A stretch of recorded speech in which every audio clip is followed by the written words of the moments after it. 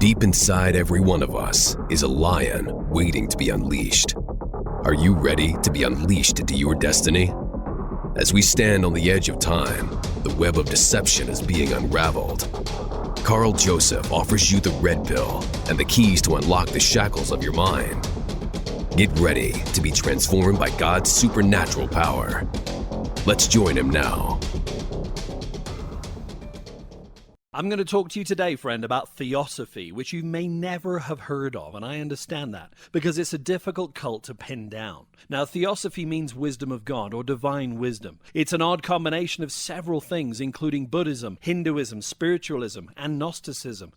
Though this cult uses Christian terminology to communicate mystical Eastern concepts to a Western audience, it vehemently opposes every major tenet of biblical Christianity, as I will explain shortly.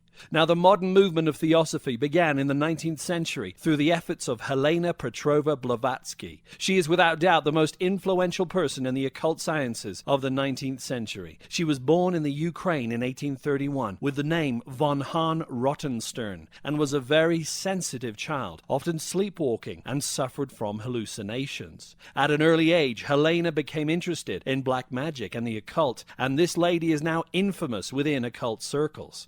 Her mother died when she was 12 years old, and 5 years later in 1848, she married a 48-year-old Tsarist general named Blavatsky. However, she abandoned him after only 3 months of marriage.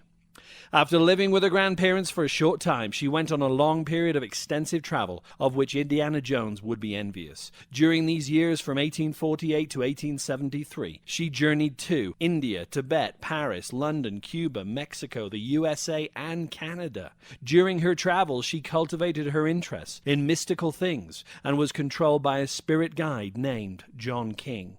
She also called these spirit guides Mahatmas. In 1873, she settled in the United States, where she continued life as a functioning medium, channeling spirit guides or demons. In Vermont, she met Colonel Olcott, who was so impressed by her communion and subsequent revelations from these so-called spirit guides that he formed the Theosophical Society in 1875 in the United States. You've guessed it, friend. Theosophy is just another simple doctrine of devils, as the scripture warns would rise up in the last days, as mentioned in 1 Timothy 4:1. Do you think any demon is going to provide the truth, my friend? No. If Satan is the father of lies, then these deceiving demons are his children. This is merely another false gospel that we should be aware of, hence the reason for my broadcast today. Now, Blavatsky's two main bodies of work were The Secret Doctrine and Isis Unveiled. Blavatsky then moved to India in 1879 and relocated her headquarters to Madras. Therefore, Hinduism and Buddhism began to occupy a large place in her religious beliefs. She then went back to Europe and founded the esoteric school of Theosophy in London, which still exists today. In fact, on their website, they state one of their purposes is to unite mankind under the banner of goodwill, regardless of their religious affiliation or organization. They claim that, quote, Theosophy is no new candidate for the world's attention, but only the restatement of principles which have been recognized from the very infancy of mankind, unquote. One thing is for sure, my friend. Men have been channeling demons since times of antiquity, so I'm pretty certain that's what they're talking about when they mention man's infancy. Now, it's well known that Miss Blavatsky had an explosive temper and little patience, no doubt because she was demon-possessed. Well, she said it herself. This woman said she had 3 demons operating through her, and their names were Serapis, Moira, and Kuthomi. Thus, she claimed her writings were, quote, otherworldly, inspirational, and consequently esoteric, which was a true statement, because she was literally channeling these demonic entities and allowing them to use her faculties. This is why we should not believe a single word that came out of her mouth. Now, the word esoteric means knowledge that's restricted to a small group of people or limited to a smaller circle, but hidden from the masses, similar to the philosophy of the Freemasons. The term esoteric should give us a red flag, my friend. Jesus did nothing in secret. There was no secret gospel. Everything was out in the open, in contrast to what the Gnostics believe. Helena Blavatsky died at the age of 60 in 1891 in London, having established the Esoteric Society of London and simultaneously the the American branch of the Theosophical Society was headed up by Colonel Olcott. Currently, there are about 35,000 followers of Theosophy worldwide in about 60 countries. Theosophy is an eclectic system, and it's most heavily influenced by Hinduism and Gnosticism. Theosophy's view of man and the universe is one of evolution, in the sense that each person is slowly evolving through various planes toward a union with, quote, absolute. This process requires many cycles of reincarnation before it's reached. As I said before, Hebrews 9:27 makes it very clear that reincarnation is a false teaching, my friend. And it says, and as it is appointed unto man, once to die, but after this the judgment. According to Blavatsky, she learned all this from talking to her pet demon, which she called her spirit guide. Friend, we're strictly forbidden in the Bible to commune with demonic spirits, and Theosophy was spawned from communing with that which is forbidden. Now, according to Blavatsky, the Atlanteans from the island of Atlantis and legend did actually exist long ago. It was destroyed about 15,500 years ago. According to Blavatsky, Atlantis was a large continent that was destroyed in a cataclysmic deluge. Sound familiar? It's possible that Atlantis could have been the continent before the flood of Noah, but was later destroyed due to this flood. Of course, we cannot trust anything the demons tell us through another person, however, and so this is mere hearsay. Now here's where it gets really weird, if it hasn't already, folks. According to Blavatsky's teachings, there are 3 root races of humanity that we're evolving into, and we're headed for higher levels in each evolutionary phase. Number 1 was the Lemurian race. Secondly was the Atlantean race. And finally, the form they claim we are headed to is, get this, the Aryan race. Does that sound familiar, friend?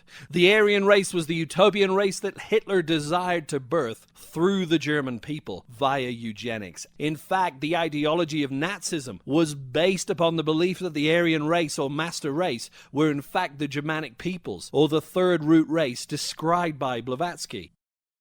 Hitler bought into the philosophy of Helena Blavatsky, and he read her material often. Hitler seemed to favor her work, The Secret Doctrine, above other books that he had. We do know that the U.S. Army historians catalogued Hitler's personal library and found numerous occultic volumes, heavily annotated in Hitler's fancy handwriting. Among the books was one that Hitler often kept by his bedside, and it was called, you guessed it, The Secret Doctrine by Blavatsky. Legend has it that Hitler kept a copy of this occultic staple by his bedside ever since being introduced to its teachings by Dietrich Eckhart. These and other hideous ideas taken from Blavatsky's writings developed into the Nazi term Aryan race, referring to what they saw as being a master race, which was narrowly defined by the Nazis as being identical with the Nordic race of Scandinavia.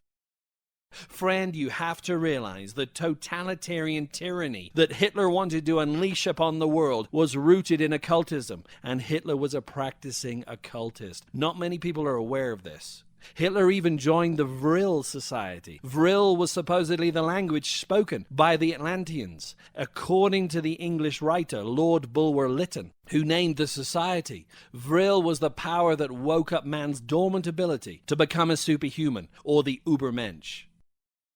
Hitler was also a member of the Thule Society, which was entrenched in theosophical teachings. The Thule Society was formed in about 1914 and grew to over 1,500 members. Its membership was varied. It included the wealthy, judges, lawyers, police, professors, scientists, physicians, and businessmen, as do esoteric societies of today. Nothing has changed there. The occultic Thule Society was named after the mythical Hyperborean Aryan culture that's alleged to have originated in northwestern Norway sometime before the dawn of history. The Thules were occupied in a propaganda war against the Jews. They convinced the German public of a sinister Jewish conspiracy, blaming them for nearly all of Germany's problems. Is it any coincidence, friend, that communing with demons, as these society members did, including Hitler, Himmler, and his close generals, led to the persecution of God's chosen people, the Jews? No, it is no coincidence at all, and that same anti-Semitic persecution is even on the rise today. Friend, let's just stop right here. Have you ever heard such total nonsense in all your life? Some of the claptrap that is concocted in the minds of men and demons is just fantastical, to say the least. But we have to realize that not only did Adolf Hitler try to unleash hell on earth, he was actively communicating with the occupants of hell, namely the devil and demon forces. These spirits were the source of these outlandish and erroneous false teachings to begin with. By taking on occult practices to create the Übermensch through the German people, Hitler became totally demonized himself. He even believed he was in contact with the superior mythical race taught about in the Thule Society, and that he was the chosen Messiah to lead the Aryan race to rule the world. Whatever, dude, we know what happened to him. Friend, let's get to the beliefs of the organization specifically. Theosophy has no answer to the problem of evil because it teaches that everything, including matter and evil, emanated from God. Therefore, God is directly blamed for evil, which only makes sense when you think about the fact that their entire doctrine is based on communing with devils. Hence, demons end up blaming God for the very thing they espouse. According to them, this evolutionary process of transmigration through reincarnation will move men further from the material level and closer to the spiritual level. Get this, because of this, every individual is a potential Christ. Therefore, friend, it's another repeat of the age-old lie that man can become a god and there is no need for a savior. What a surprise. The movement from physical to spiritual is, of course, another take of Gnosticism, which believes all physical matter is evil, and if we could be released from the cages of our physical body, we would become enlightened forever. Lies, lies, and more lies, my friend. Theosophists, of course, deny the bodily resurrection of Christ and have replaced resurrection with the endless cycles of reincarnation. Friend, reincarnation is popular because demons know that men only have one chance in this life. Heaven or hell, there's no second chance, and that's it, and this is deception. There is no dress rehearsal. You have one life to lead. The demons purvey these false doctrines and trick men into thinking they have many chances and can attain godhood without Christ, but they will be lost in hell forever. They do not believe that Christ is the Son of God. Merely he was an impressive man who was further along the evolutionary cycle. In fact, Theosophists enjoy no personal relationship with God, since the God of Theosophy is impersonal. Fellowship with him is replaced with effort. Theosophy makes no demands of absolute allegiance to any religious leader. In fact, there are very few absolutes in this religion. It is total hogwash. This religion produces a lot of pride because it teaches self-salvation through secret knowledge. Theosophy teaches all religions are basically the same, and you can have many paths to God. Actually, they also believe God to be emotionless and has no personal attributes. They believe in the divine within, and there's no need for prayer, which is another aspect of their pride. Friend, these people need deliverance. They need prayer. They need the saving knowledge of Christ. We should also realize this religion is demonic in origin because Blavatsky channeled demon entities in her writings. And this is a doctrine of devils, which is exactly what the Apostle Paul warned us about would occur in the last days. I also wish to thank Dr. Kenneth Boer for granting me permission to use some of his source material in this broadcast. You've been listening to Carl Joseph and the Lions Unchained podcast. Carl is a minister who's witnessed God's supernatural power to save, heal, and deliver. Carl is a unique researcher who investigates current affairs, societal trends, technology, cults, and end-time events, all through a biblical lens. Every Monday, new podcasts are uploaded, so stay tuned for the next opportunity to roar into victory. Check out carljosephministries.com for exciting articles, teachings, and discussion points. See you next week, and don't forget to hit the subscribe button.